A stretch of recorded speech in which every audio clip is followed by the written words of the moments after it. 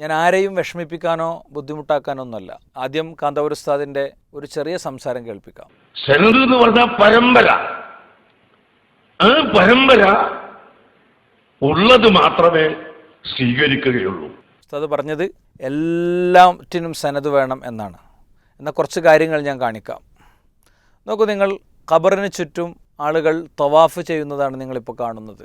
മനുഷ്യർ ഖബറിൻ്റെ മുന്നിൽ പോയി കുമ്പിടുന്നതാണ് നിങ്ങൾ കാണുന്നത്. അവിടെ വിളക്കുകൾ തെളിയിക്കുന്നതാണ് നാം കാണുന്നത്. ഖബറൊക്കെ പോയി മരത്തെ ആരാധിക്കുന്നതാണ് ഈ കാണുന്നത്. കല്ലിനെ ആരാധിക്കുന്നതാണ് ഇവിടെ കാണുന്നത്.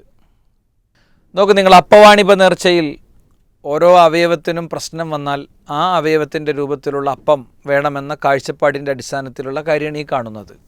ഇവരൊക്കെ വിശ്വസിച്ച് വിഷയങ്ങൾ പഠിക്കാതിരുന്നാൽ അവസാനം കുല്ലമ ഉൽഖിയ ഫീഹ ഫൗജൻ സഅലഹും ഖസനതുഹ അലം യഅതികുൻ നദീർ, നരകത്തിലേക്ക് തള്ളിയിടുന്ന മലക്കുകൾ ചോദിക്കും, നിങ്ങൾക്ക് മുന്നറിയിപ്പുകാർ വന്നിരുന്നില്ലേ എന്ന്.